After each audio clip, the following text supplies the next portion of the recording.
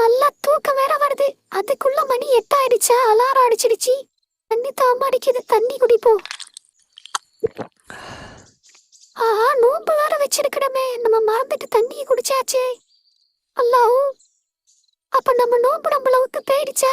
ஃபாத்திமா, ஏன் ஃபாத்திமா தம்பி அப்துல்லா அழுதுகிட்டே இருக்கிறான்? அப்பா, தம்பி நோன்பு வச்சதை மறந்துட்டு தண்ணியை எடுத்து குடிச்சிட்டானா, அதனால அழுதுகிட்டும் இருக்கிறான்ப்பா. செல்லமே அப்துல்லா, மறந்துட்டு தண்ணி குடிச்சா நோம்பா நம்ம விட்டு போவாதுமா, அது தப்போ இல்லம்மா.